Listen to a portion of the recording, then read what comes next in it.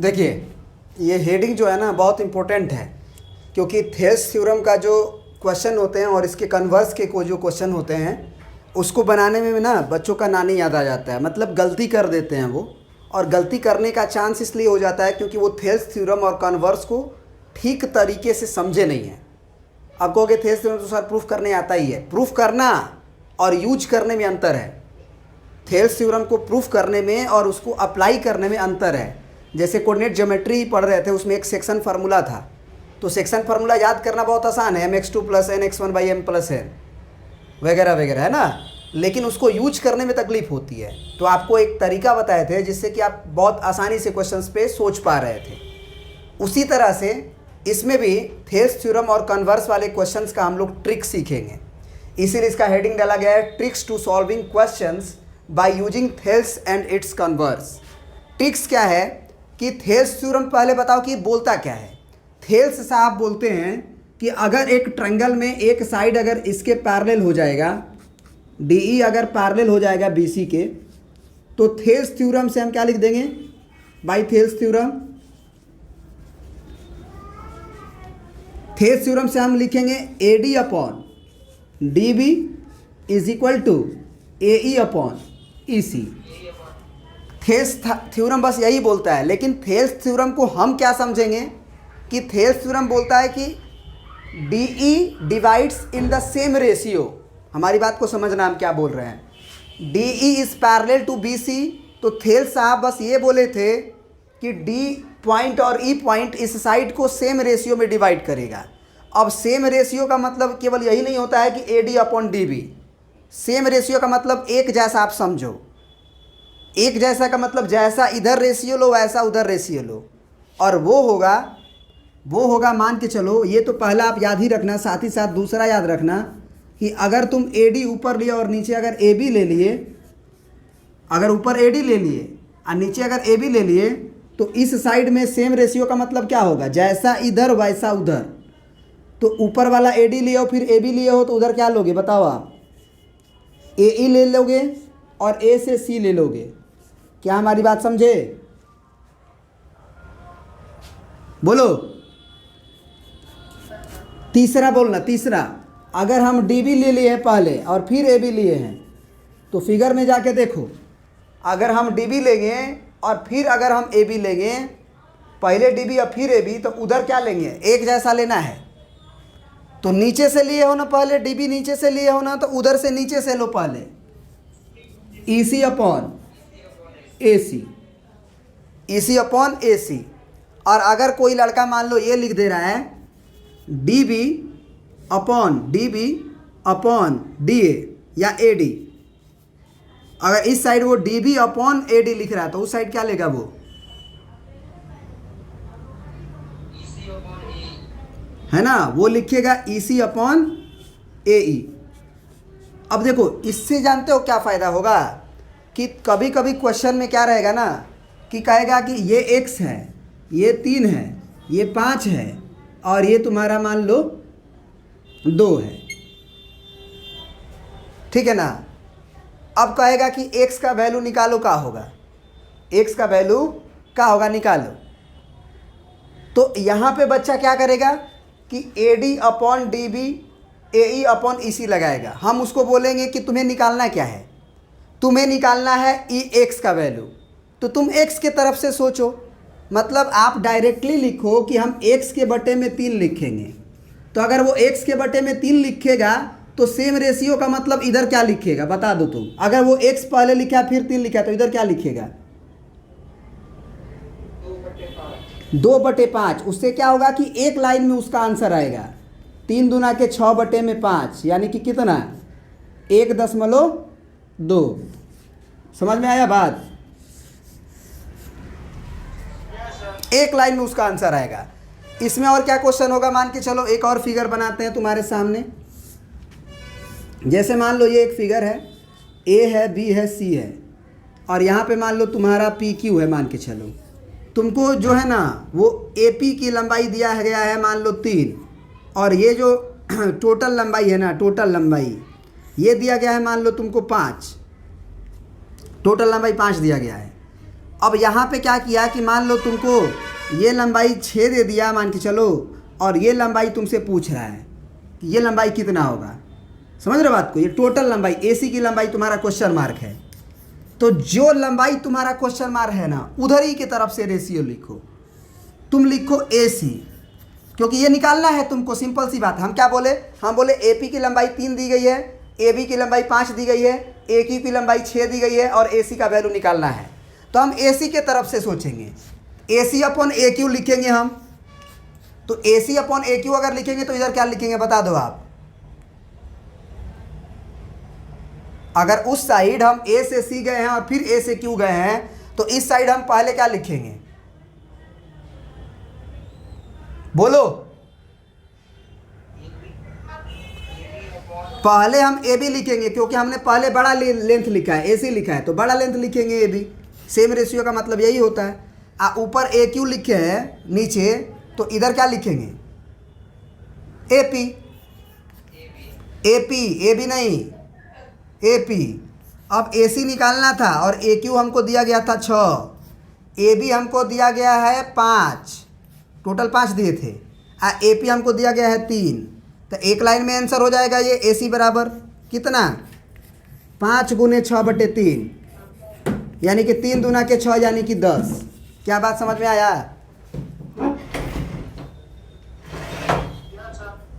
ये ट्रिक्स है आपका। एक और ट्रिक्स हम आपको बताएंगे जिससे कि क्वेश्चन आपका इजी हो जाएगा, सोचने का तरीका विकसित हो जाएगा कि कैसे हम लोग क्वेश्चन पे सोचते हैं प्रूफ वाले क्वेश्चन में।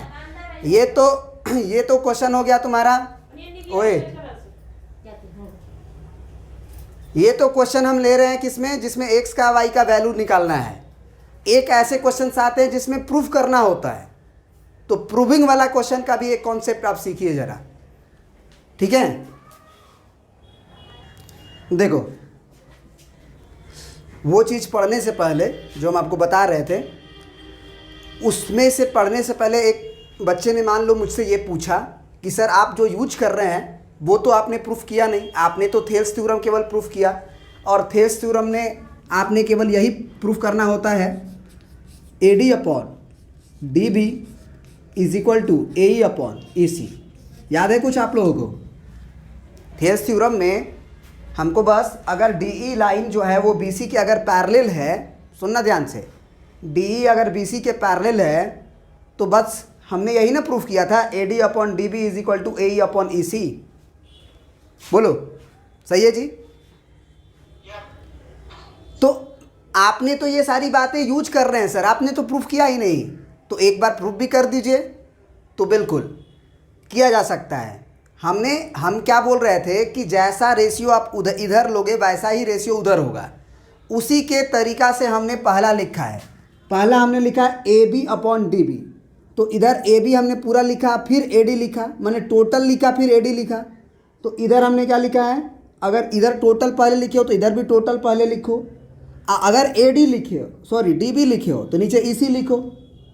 फिर अगर दूसरा रिजल्ट आपने क्या लिखा कि AD अपॉन AB लिखा है, मैंने पहले छोटा फिर बड़ा, तो उधर भी पहले ऊपर से छोटा और फिर बड़ा, क्योंकि इधर भी आप ऊपर से ही छोटा लिए थे। फिर ये रिजल्ट DB अपॉन AD, मतलब पहले नीचे वाला लिखे फिर ऊपर वाला लिखे, तो इधर भी आप पहले EC लिखे फिर AE लिखे। और अगर आप पहले DB लिखे और फिर AB लिखे हैं तो उधर आप क्या लिखें? अगर DB लिखे हैं पहले AB टोटल बाद में, तो नीचे से पहले DB लिखे हैं तो इधर भी नीचे से पहले EC लिखिए, और फिर अगर AB आप टोटल लिखे हैं तो AC आप फिर से लिखिए। मैं बार बार ये पढ़ रहा हूँ कि जैसा इधर वैसा उधर और कर रहा हूँ, वो इसलिए क्योंकि क्वेश्चन बनाते समय हम मैक्सिमम चीज़ें यूज करेंगे ये चीज़ें, और जो क्वेश्चन को बहुत इजीली बना देगा। अब इस चीज़ को प्रूफ करते हैं। चूँकि ये बात हम लोग थेल्स थ्योरम से लिख सकते हैं, थेल्स थ्योरम से AD upon DB is equal to AE upon EC, क्या ये लिख सकते हैं ना? थेल्स थ्योरम से हमने प्रूफ किया है कि AD upon DB is equal to AE upon EC, हमने ये बढ़िया से प्रूफ किया है। अब क्या करेंगे हम? ये सारे रिजल्ट प्रूफ हो जाएंगे। आप क्या करो कि इसमें पहला देखो, सबसे पहला तो चौथा रिजल्ट ऐसे ही प्रूफ हो जाएगा। देखो कैसे, दोनों तरफ रेसिप्रोकल ले लो, दोनों तरफ रेसिप्रोकल ले लो। अगर इधर dB है, ध्यान से सुनो, इधर अगर dB है तो फिर नीचे AB आ जाएगा। सॉरी, ये कौन सा रिजल्ट प्रूफ कर रहे थे? तीसरा प्रूफ हो जाएगा। ये नहीं, चौथा नहीं होगा, सॉरी। पलट दो, इधर देखो, AD ऊपर हो गया, DB नीचे चला गया, AE ऊपर हो गया, EC नीचे चला गया। तो ये अगर बराबर है तो ये कहानी कुछ ऐसे ही ना हो गया कि 1/2 बराबर 1/2 है, तो दोनों तरफ रेसिप्रोकल ले लिया गया। तो क्या ये तीसरा रिजल्ट प्रूफ करने की आवश्यकता है कि हो गया? हो गया ना। अब पहला रिजल्ट, दूसरा रिजल्ट और चौथा रिजल्ट को देखो। इसके लिए आप क्या करो कि सबसे पहले 1 जोड़ दो दोनों तरफ, तो AD/DB हो गया, प्लस 1/1 लिख सकते हो। तो अगर हम इधर 1 जोड़ेंगे तो हमें इधर भी 1 जोड़ना पड़ेगा। अब 1 जोड़ोगे तो बताना क्या आएगा, लेफ्ट हैंड साइड में क्या आएगा, DB और 1 का LCM DB आएगा, DB से DB कटेगा, ऊपर क्या आएगा AD, प्लस 1 से जब भाग दोगे तो DB आएगा, DB का 1 में गुना होगा तो DB। इधर देखो, EC और 1 का LCM होगा तो EC आएगा, EC और 1 का LCM EC आएगा, AE ऊपर बचेगा, और प्लस 1 से जब डिवाइड करोगे तो EC आएगा, EC का 1 में गुना करोगे EC आएगा। अब जो है ना, फिगर में जाके देखो, AD और DB को जोड़ के देखो, AD और DB को जोड़ के देखो, क्या AB आएगा? और बटा में DB। AE और EC को जोड़ के देखो, ये AE है, ये EC है, पूरा AC बना लेगा। तो जरा देखो तो कोई एक रिजल्ट इसमें से प्रूफ हुआ कि नहीं। पहला रिजल्ट AB/DB बराबर AC/EC प्रूफ हो गया। तो अगर ये प्रूफ हो गया, यानी कि ये बात सही है, तो जब भी क्वेश्चन बनाएंगे क्यों नहीं हम यही यूज करेंगे, क्वेश्चन हमारा इजी हो जाएगा, फास्ट बनेगा। दूसरा चीज़, अब इस रिजल्ट पे आते हैं, इसको कैसे प्रूफ करेंगे। पहला प्रूफ हो गया, पहला को मिटा भी देते हैं। अब जरा उस रिजल्ट को देखो, उसमें आपका AD ऊपर है और नीचे AB है। आप क्या करो ना, आप क्या करो, एक्चुअल में अभी आपको AD ऊपर लाना है और नीचे AB लाना है। तो आप क्या काम करो, इसको उल्टा कर लो। पहले आप एक काम कर सकते हो, 1 मिनट थोड़ा सा मिटाएंगे तो ठीक है ना, उसके बाद बता रहे हैं। देखो, ये रिजल्ट हमने पहला प्रूफ कर दिया। अब अगर इसको प्रूफ करना है ना, तो जरा बताओ कि क्या तीसरा रिजल्ट हम प्रूफ कर चुके थे? तो तीसरा रिजल्ट अगर प्रूफ कर चुके थे तो इसका मतलब ये सही है। तो इसको पहले लिख लो, DB/AD लिख लो, और बराबर EC/AE लिख लो। अब अगर ये सही है तो दोनों तरफ 1 जोड़ने पे भी ये बराबर ही होगा। तो फिर 1 जोड़ो, 1 जोड़ो, तुम काम बन जाएगा तुम्हारा। कहोगे सर आपके दिमाग में कैसे आया? तो बाबू हम बहुत बार बनाए हैं क्वेश्चन, इसीलिए हम रटे हुए हैं, तुम भी रट लो। सब कोई पहले रटता है।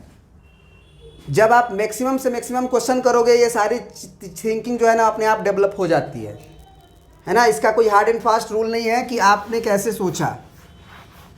अब हम ज़्यादा क्वेश्चन बनाते हैं तो हमारे दिमाग में आ गया। तो इधर क्या करें हम लोग, 1 जोड़े थे, इधर छोड़ दिए थे, इधर भी 1 जोड़ेंगे ना।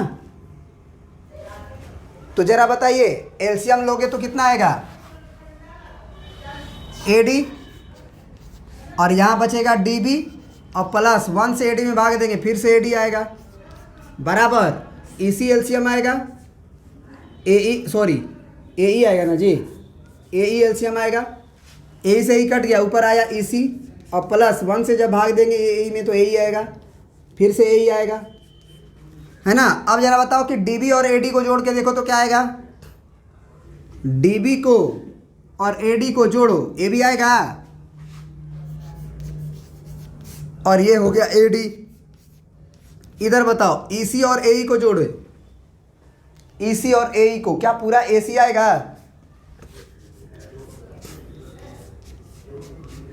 आप कहोगे सर ये कहाँ प्रूफ हुआ? सर उल्टा प्रूफ हो गया। तो क्या इसको रेसिप्रोकल नहीं कर देंगे?